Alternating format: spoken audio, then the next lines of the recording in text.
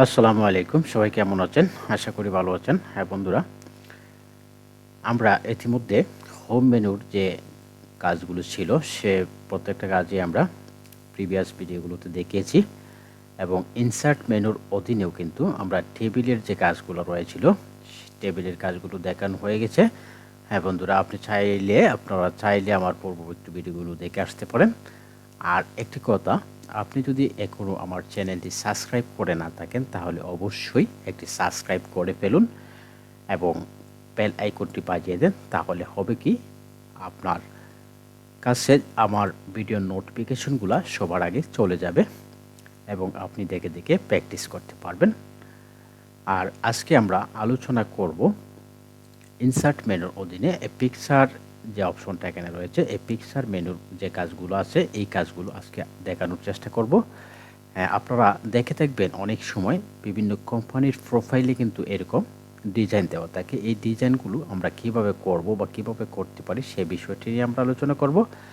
আশা করি সে পর্যন্ত সাথেই থাকবেন। তাই চলুন আমরা শুরু করি আজকের কাজটি। আমি প্রথমেই আমার এই ইমেজগুলো ডিলিট করে দিচ্ছি।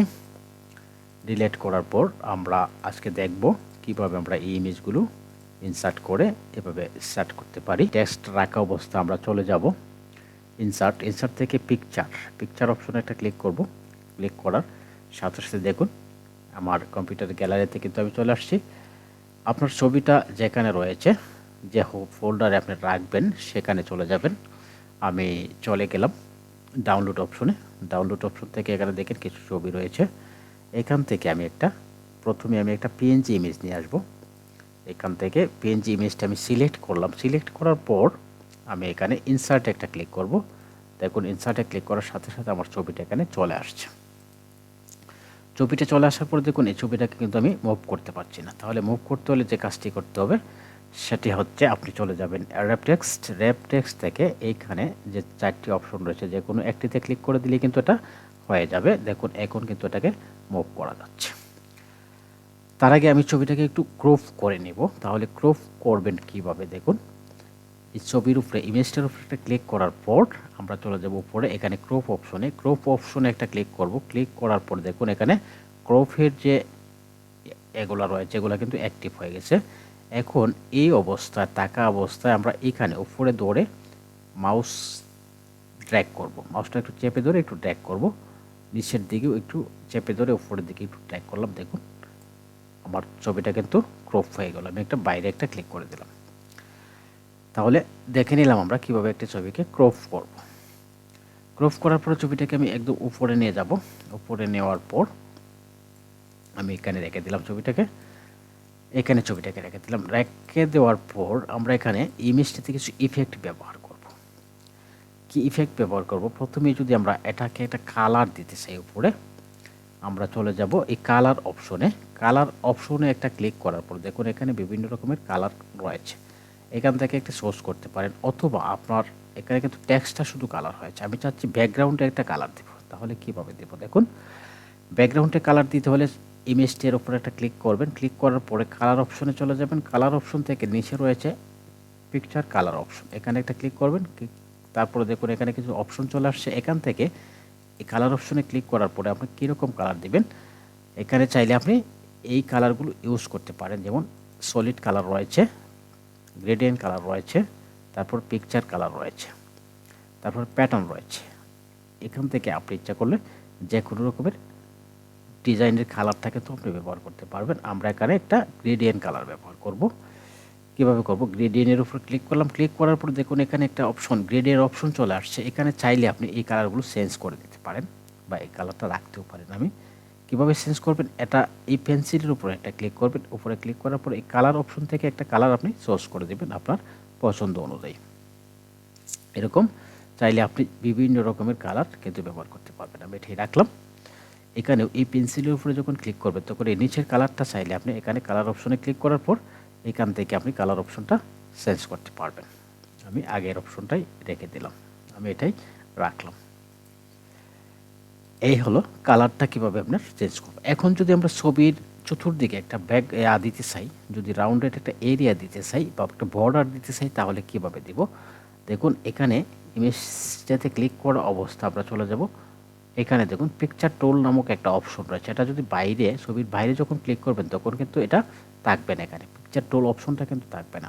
ছবির উপরে ক্লিক করার পর দেখুন পিকচার টুল অপশনটা চলে আসছে। পিকচার টুল অপশনে যদি আমরা ক্লিক করি, তারপর দেখুন এখানে রয়েছে পিকচার বর্ডার নামক একটা অপশন রয়েছে। এই পিকচার বর্ডারে ক্লিক করে দেব। ক্লিক করার পরে দেখুন পিকচার বর্ডার যদি আমি এখন দিই, যে কোনো একটা কালার ইউজ করি, এখানে কালো একটা কালার ইউজ করলাম, দেখুন একদম তিন কিন্তু হয়েছে বর্ডারটা কিন্তু একদম, আমি যদি হলুদটা ইউজ করি দেখুন একদম চিকন অবস্থা কিন্তু ব্যাকগ্রাউন্ডটা হয়েছে বা রাউন্ডটা হয়েছে। আমি যদি একটাকে মোটা করতে চাই তাহলে কীভাবে করব, দেখুন পিকচার টুল থেকে বর্ডার থেকে আমরা এইখানে নিচে দেখুন লাইন ওয়াইড নামে একটা অপশন রয়েছে, এখান থেকে আমরা লাইনের পুরুত্বটা একটু বাড়িয়ে দিতে পারি। দেখুন একটু বাড়িয়ে দিলাম, একটু মোটা হয়ে গেল। এভাবে চাইলে আপনি একটি পিকচারের ব্যাকগ্রাউন্ড ইউজ করতে পারেন এবং পিকচারের টেক্সটটাকেও কালারফুল করতে পারেন এবং চতুর্দিকে একটা কী দিতে পারেন, চতুর্দিকে একটা বর্ডার ব্যবহার করতে পারেন।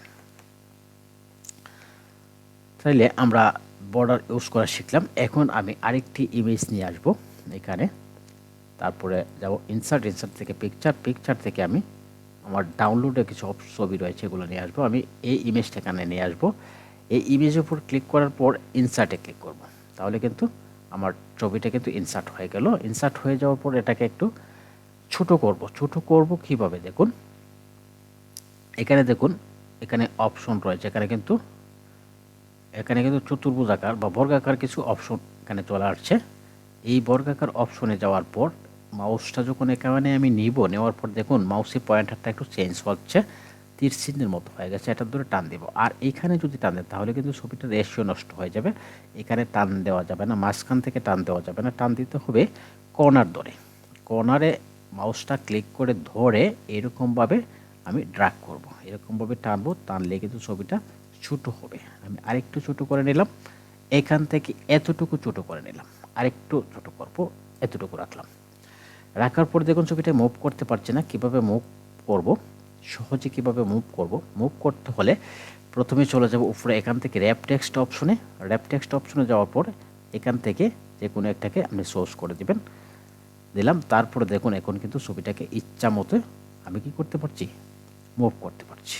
এখান থেকে আমি এইখানে রেখে দেবো ইমেজটাকে আমি এখানে রেখে দিলাম।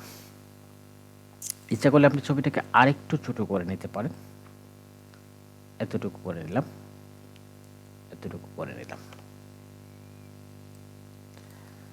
তারপর আরেকটা ইমেজ আমরা ইউজ করব। আমি আরেকটা ইমেজ নিয়ে আসি, আবার ইনসার্টে যাব, ইনসার্ট থেকে পিকচার থেকে আমি ডাউনলোডে যাব, তারপরে একটা ফ্লাওয়ারের ছবি নিয়ে আসলাম, ইনসার্ট করে দিলাম। ছবিটা ইনসার্ট হয়ে গেল। এটাকে একটু দৌড়ে টেনে ছোট করে দেব, আর একটু ছোট করলাম, এতটুকু করলাম। তারপর র্যাপ টেক্সট অপশন থেকে এটাকে আমি 2 নাম্বার অপশনটা একটা ক্লিক করলাম। ক্লিক করার পর আমি ছবিটাকে এখানে সেট করে দিলাম, সেট হয়ে গেল। তারপর আমরা আরেকটা ছবি নিয়ে আসবো, রাউন্ডেড একটা ছবি নিয়ে আসবো। একটা ইনসার্টে ক্লিক, তারপরে পিকচারটা ক্লিক করলাম। তারপর আমরা চলে যাব ডাউনলোড থেকে আমরা এইরকম একটা বৃত্তাকারের মতো একটা ছবি নিয়ে আসবো। যেমন আমি রেবিটের ছবিটা নিয়ে আসলাম, এটার উপরে একটা ক্লিক করব, তারপরে ইনসার্টে ক্লিক করব, তাহলে কিন্তু আমার ইমেজটি চলে আসলো। আগের মতো করে আমরা ইমেজটাকে একটু ছোট করব, আর একটু ছোট করে নেই, এতটুকু ছোট করব, রাখার পরে আবার এটা থেকে র্যাপ টেক্সট করে নিলাম, র্যাপ টেক্সট স্কোয়ার করে নিলাম। এখন যদি আমি ছবিটাকে এখানে রাখি, দেখুন পূর্বের ছবিটার মতো এটাও কিন্তু এখানে বসলো। কিন্তু আমি চাচ্ছি মূলত এখানে এই ছবিটা আনার উদ্দেশ্য হলো এই যে ছবিটা একটু এখানে রাউন্ডে রয়েছে, বৃত্তাকারের মতো রয়েছে, বৃত্তাকার পাবে, এটা সেট হবে কীভাবে, দেখুন এই ছবির উপরে একটা ক্লিক করবেন, তারপরে র্যাপ টেক্সট থেকে যদি আমি এই 2 নাম্বার অপশনটা ক্লিক করে দিই, দেখুন 2 নাম্বার অপশনটা ক্লিক করলাম, দেখুন ছবিটা কিন্তু এখন একটু অন্যরকম হয়ে গেল। দেখুন এই ছবির মধ্যে বা ইমেজটার মধ্যে যখন এখানে একটু বৃত্তাকার অপশন রয়েছে, টেক্সটটা আমাদের ঠিক এই বৃত্তাকার অপশনের মতো কিন্তু এখানে সেট আপ হয়ে গেছে। আর উপরে একটা লক্ষ্য করলে দেখবেন এটা শুধু বর্গাকার কিন্তু রয়েছে। যাই হোক, এটা দেখানোর জন্য মূলত এই ছবিটা নিয়ে আসলাম, কীভাবে আমরা এরকম বর্গাকার বা বৃত্তাকার ছবি কীভাবে এবং টেক্সটের মাঝখানে কীভাবে আমরা বসাতে পারি।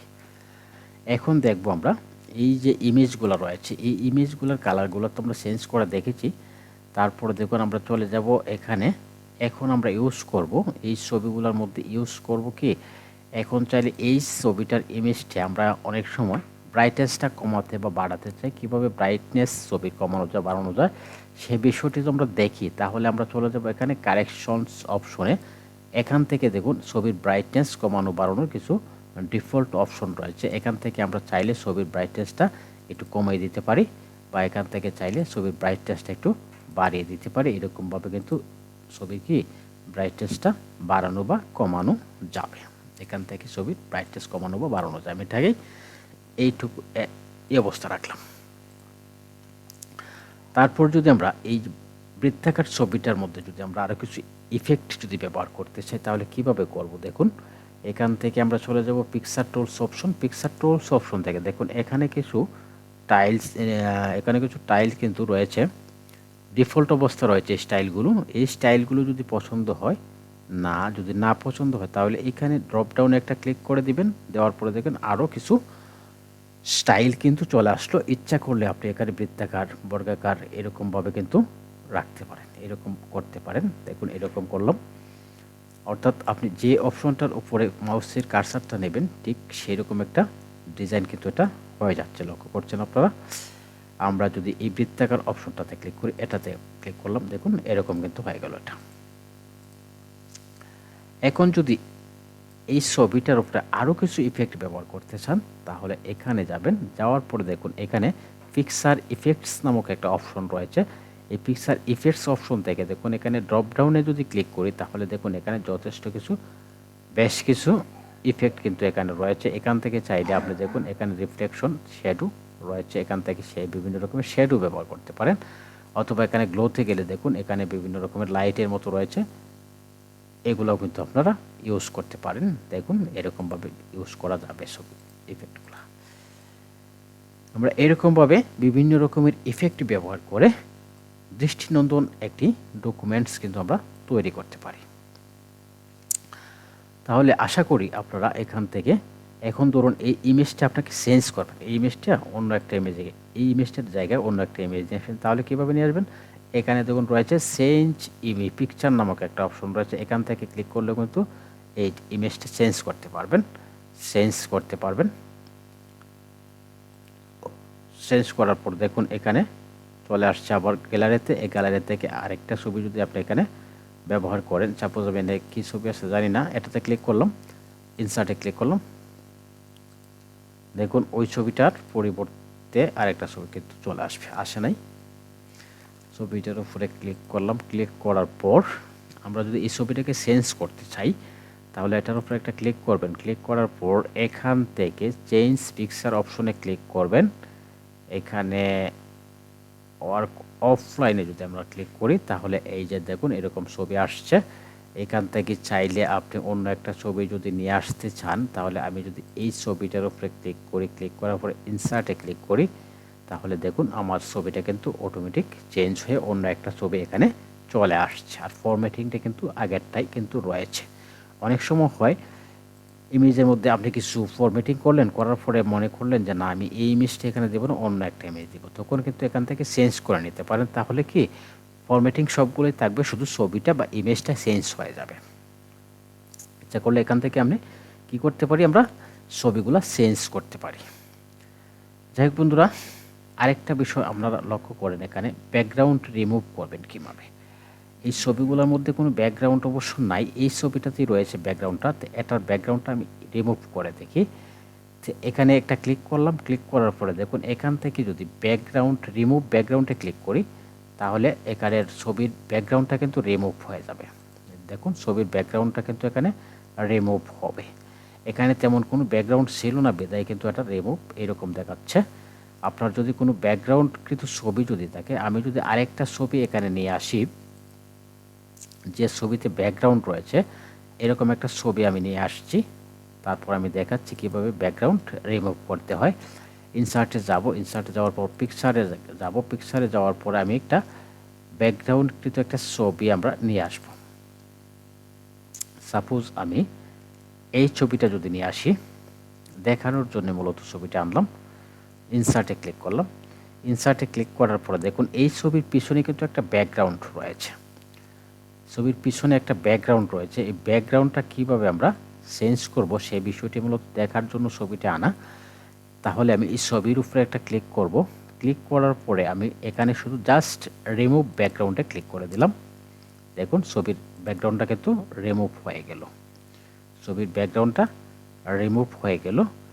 এইভাবে কিন্তু আমরা চাইলে কোনো ছবির ব্যাকগ্রাউন্ড কিন্তু রিমুভ করতে পারি। দেখ, এটাকে আমি কাট করে দিলাম। যাই হোক বন্ধুরা, এই ছিল আজকের আলোচনা। এতক্ষণ সাথে থাকার জন্য সবাইকে অসংখ্য ধন্যবাদ। যাই হোক, ভিডিওটা ভালো লাগলে অবশ্যই একটি লাইক এবং একটি সাবস্ক্রাইব করতে বলবেন না। আসসালামু আলাইকুম।